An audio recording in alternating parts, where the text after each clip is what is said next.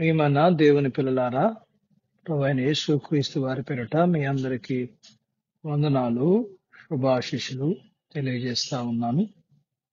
ఈ ఉదయకాలం దేవుని వాక్యాన్ని చదువుకుందాము. కీర్తన గ్రంథము 42వ కీర్తన మొదటి వచనాన్ని చదువుకుందాము. దుప్పి నీటి వాగులు కొరకు ఆశపడినట్లు దేవా, నీ కొరకు నా ప్రాణము ఆశపడుచున్నది. దేవుడు తన మాటలు మన కొరకు దీవించునుగాక. ఆమేన్. ప్రియమైన దేవుని పిల్లలారా, ఆశ దుప్పికి నీటి కొరకై ఆశ, దేవుని బిడ్డకి దేవుని కొరకైన ఆశ. ఆశలు మరి మనం గమనించినట్లయితే నీటి కొరకు ఆశపడడం మంచిది. అలాగే దేవుని బిడ్డ కూడా దేవుణ్ణి ఆరాధించాలని, దేవునికి ప్రార్థన చేయాలని, దేవుని కొరకు పని చేయాలని, దేవుని కొరకు జీవించాలని ఆశ ఉండడం మంచిది. మరి మనం గమనించినట్లయితే చాలా మందికి చాలా ఆశలు ఉంటాయి. తినాలని, కట్టుకోవాలని, కొనుక్కోవాలని, చూడాలని, దూరదేశాలు వెళ్ళాలని ఆశలు ఉంటాయి. ఒక ధనవంతుడికి ఒక ఆశ ఉంది. బాగా డబ్బు సంపాదించుకుని సుఖంగా బ్రతకాలనుకున్నాడు. కానీ ఆ ధనవంతుడు సంపాదించాడు గాని దాన్ని అనుభవించడానికి లేకుండా పోవటం వల్ల అతని ఆశ తను తీరకుండా పోయింది. అలెగ్జాండర్ని చూస్తాం మనం. అలెగ్జాండర్ కూడా ఒక ఆశ ఉంది. ప్రపంచమంతటిని సంపాదించి దాన్ని ఆ ప్రపంచానంతటిని జయించిన వాడిగా బ్రతకాలని.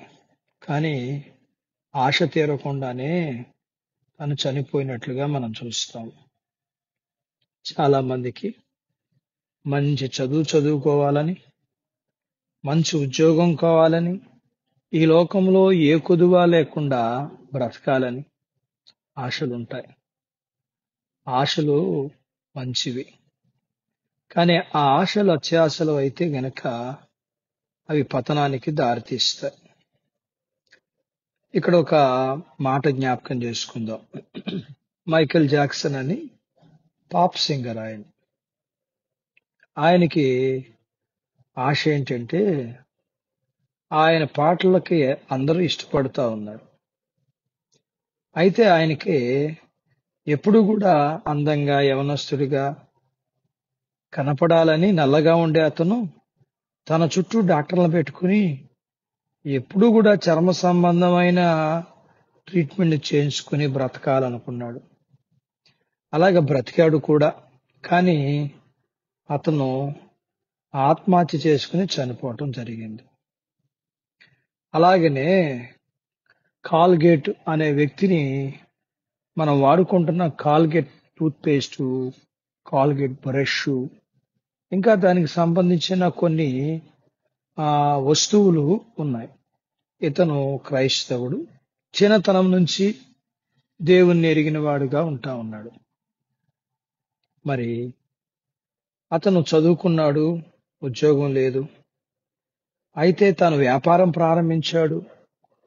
టూత్ బ్రష్, టూత్ పేస్ట్లు తయారు చేసి అమ్మి ఈ రోజున ఎంత పెద్ద ధనవంతుడయ్యాడంటే క్రైస్తవుడు 10వ వంతు ఇస్తే తాను తన సంపాదనలో 90వ వంతు ఇచ్చేంత ధనవంతుడయ్యాడు.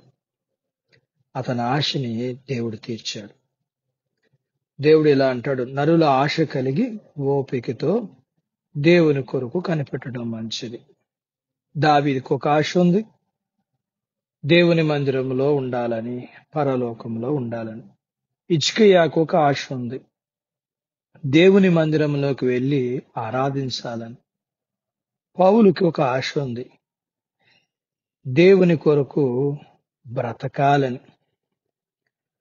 కాబట్టి వీరి ఆశల్ని దేవుడు తీర్చాడు.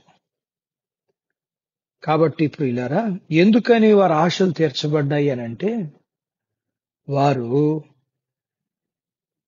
దేవుని దగ్గర ఆశతో కనిపెట్టుకున్నారు. హన్నా ఉంది. తనకి ఎన్ని శ్రమలు కలిగినా తాను దేవుని మందిరానికి వెళ్లి దేవుడిచ్చేంత వరకు ఆశతో కనిపెట్టుకుని ఓపికతో దేవుడిచ్చేంత వరకు బిడ్డల్ని తాను దేవుని దగ్గర కనిపెట్టింది. ఆమె ఆశను తీర్చాడు. వాక్యం వింటున్న ప్రియమైన దేవుని బిడ్డ, నీ ఆశలు లోక సంబంధమైనవైతే అవి తీరకపోయినా ఆశ్చర్యపడక్కర్లేదు నువ్వు. కానీ పరలోక సంబంధమైనవి గాను దేవుని చిత్తానుసారమైనగా ఉండినట్లయితే, దేవుని దగ్గర నువ్వు కనిపెట్టినట్లయితే దేవుడు ఆశగున్న ప్రాణాన్ని మేలు చేత తృప్తిపరుస్తాడు. దేవుడి మాటలు మన కొరకు దీవించునుగాక. ప్రార్థించుకుందాం. ప్రేమ కలిగిన మా ప్రియ పరలోకపు తండ్రి, మా ఆశలు మీ యొద్దే తీర్చబడతాయి.